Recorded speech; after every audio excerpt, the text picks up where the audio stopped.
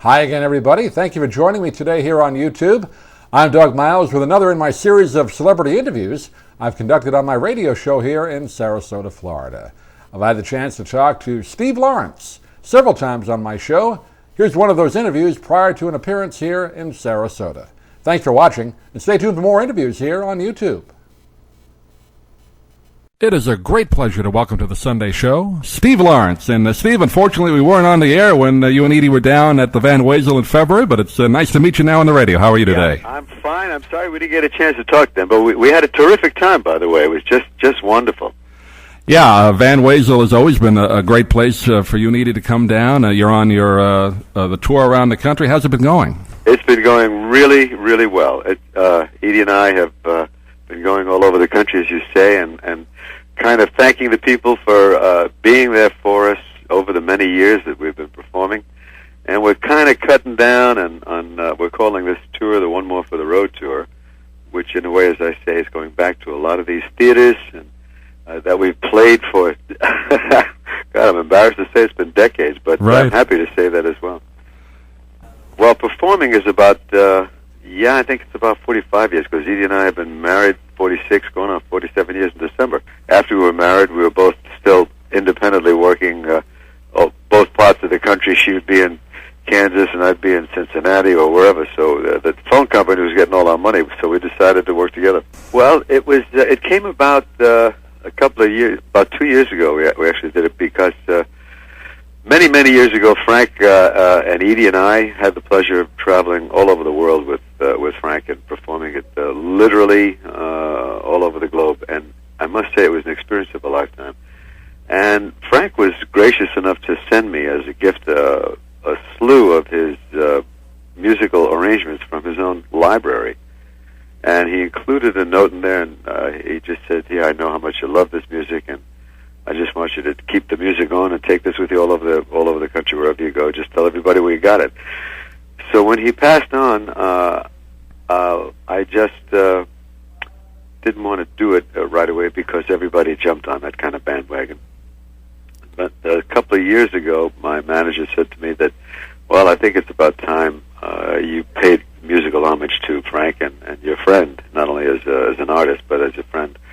And I did that. I went in with about 14 of his original orchestrations, and half the guys that played on the recording session played on Frank's original recording. Is that right? Yeah, and the engineer was the same engineer. Of course, we recorded at Capitol, and over the years, Edie and I, individually and collectively, have recorded with Al Schultz, the engineer, and with so many of those great studio musicians, and in the Capitol studio. So it was nothing shocking to us. It was very comfortable to be there. But half the guys almost didn't even read the arrangements because they knew them inside and out. So it was a great thrill, and the biggest thrill of all was my son David produced this for me. And I was going to say that he did produce the album for you. Yeah. Yes, he did, and he conducted the orchestra, and we both mastered and mixed it together. It really, it was a labor of love, and as I said, all the musicians just absolutely loved doing it, and the fact that my son produced this whole project was a particular thrill. Yeah, we've been playing it just about every week on the show, and we get great response to it. These are just American popular standard. It's America's classical music. What you and Edie have done with Frank and Dean Martin and all singer Jack Jones, you just keeping it going, and it's Americans' classics, really. Well, it's the music that we really grew up with, and it was another time and space as far as the music industry is concerned. But we all grew up with this music that was written by Cole Porter and Irving Berlin and the Gershwins and Johnny Mercer and Jerome Kern and Sammy Kahn and Julie Stein, all the great, wonderful writers. And, of course, a big tip of the hat to all those great orchestrators that we all work with, namely Nelson Riddle, Don Costa, Billy Byer, Quincy Jones, Billy May, Gordon Jenkins. It's just endless list. And we'll never see that. At least I hope we do, but I don't think we will. That kind of music being written by those intelligent writers who grew up writing like a mini little screenplay in a period of 3-4 minutes in a song. boy meets girl, loses girl, etc., etc., and gets girl back, and it's a happy ending or not. I mean, there've been a lot of unrequited love songs, and they just ran the gamut, and they had a great command of the English language. They used it. They were rhyming inner words. I mean, it's a different music business today. But there are a lot of people who grew up with us in our time frame, and also I find that when Edie and I do concerts now, we're getting a lot of younger people. I mean, like young 20s, late teens, and they're coming to the concerts, and they come back after, and they have a lot of interesting, wonderful questions about the music of what we refer to as the Great American Standards, the songbook that these guys created. And it was America's gift to the world. The popular song was non-existent, early the turn of the century. It was created by all these great writers. Prior to that, it was unknown. You talk about the younger people getting interested in it, and really these songs are timeless. I mean, your shows, you sang these songs for so many years, but you listen to them today, they sound like they could have been written today almost. They're just the fresh orchestrations with it, and some of the newer songs, maybe the pop hits of the 60s and 70s, you don't get that feeling. It feels more like it belongs in that era, but the songs that you sing could be sung at any era, I think. I guess you can boil it down to the simple statement that good is good, no That's matter right. when you hear it. I think that, as I said, they would write a song like an experience, like a little screenplay. When you sat back and listened to one of those songs, whether it was being performed in particular by Sinatra or Perry Como or Dick Ames or Ella Fitzgerald or Peggy Lee or whoever the artist was, you were listening to an experience, and if they were doing their job right, and all these people did, they convinced you that all this was a personal relationship.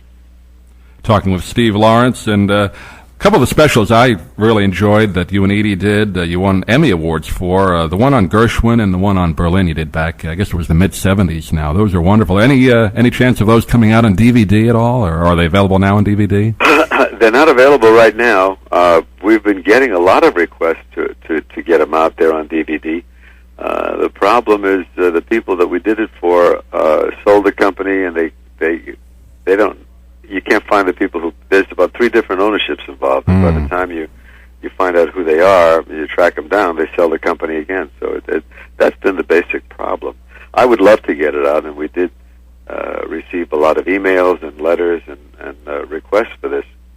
It was the special on Gershwin with all those wonderful songs that he wrote. Irving Berlin and Cole Porter, all those specials. We do get a lot of requests for them.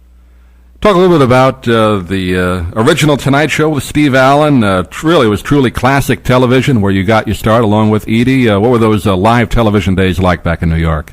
Well, there's nothing like it. I think live television, Edie and I grew up with live television, and being on that show was like the best basic training in the world for a performer, because unlike vaudeville where you would develop an act and travel the circuits and do that act for a year or 2 or 3 or whatever, every night on the Tonight Show we were called upon to do something else. One night, of course, they wanted us to sing on every show, and but we were thrown into sketches, and we would work with some of the greatest artists, comedians, actors in the world. I mean, it was just an experience watching these people. And of course, the best training in the world we got from Steve Allen. He was literally, I think, a genius, not only in the world of comedy, but he created what we have been enjoying now for all these years, The Tonight Show, and that format. It was non-existent before Steve Allen. Steve has written, I think, in excess of 2,000 songs. He wrote 53 books, and I just am very prejudiced when it comes to the subject of Steve Allen. I think he was extraordinarily talented. I owe him a great debt, not only because professionally he introduced us to a late-night audience, but Edie and I met on the show. So right. I have a great deal to be thankful for to him.